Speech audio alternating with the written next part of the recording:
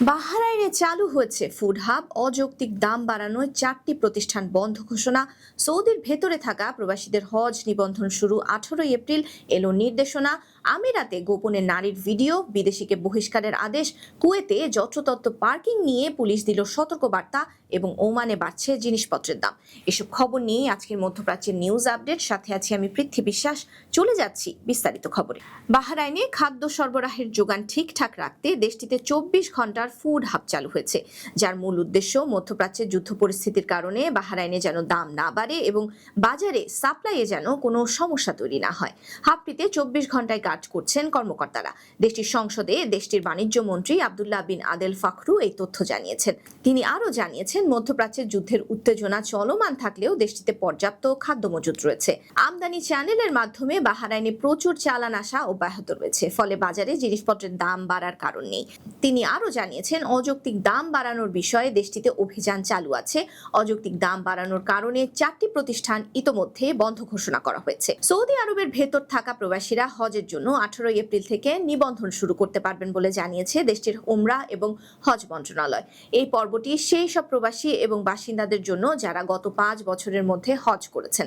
নিবন্ধন প্রক্রিয়াটি নুসুক প্ল্যাটফর্মের মাধ্যমে করতে হবে।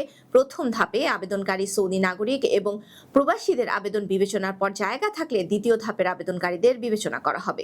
মন্ত্রণালয় জানিয়েছে, আবেদনকারীদের অবশ্যই সৌদিতে বসবাসের বৈধ অনুমতি থাকতে হবে, তবে আগে হজ করেননি এমন প্রবাসী ও বাসিন্দাদের আবেদন অগ্রাধিকার পাবে। আসন নিশ্চিত করতে যোগ্যদের প্রাধান্য দেওয়ার কথা জানানো হয়েছে।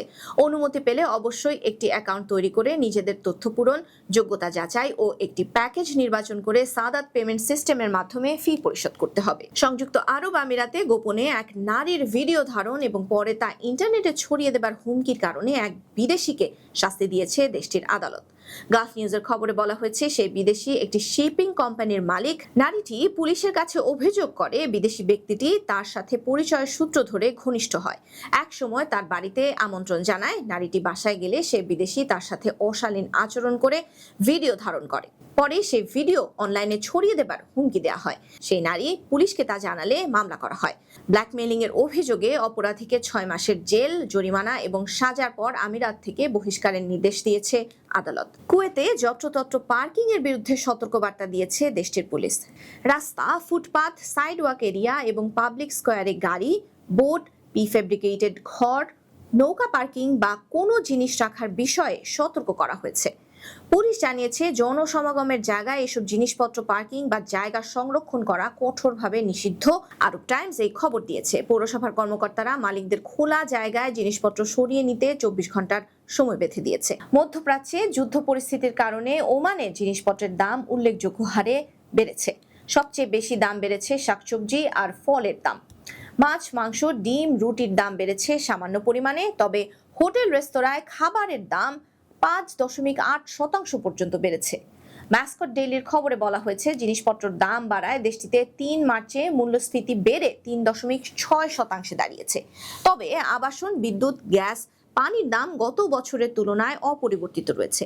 28 ফেব্রুয়ারি ইরানে মার্কিন হামলার পর এই দাম বাড়ার প্রবণতা দেখা যাচ্ছে ওমানে। পরিবহন খরচ বেড়ে যাওয়া এবং জাহাজ চলাচলে বিঘ্ন ঘটায় এই দাম বাড়ার বড় কারণ বলে মনে করছেন বিশেষজ্ঞরা। মধ্যপ্রাচ্যে অস্থিরতা জারি থাকলে জিনিসপত্রের দাম আরও বেড়ে যেতে পারে বলে আশঙ্কা জানানো হয়েছে। এই ছিল আজকের মধ্যপ্রাচ্যের নিউজ আপডেট। আল্লাহ হাফেজ।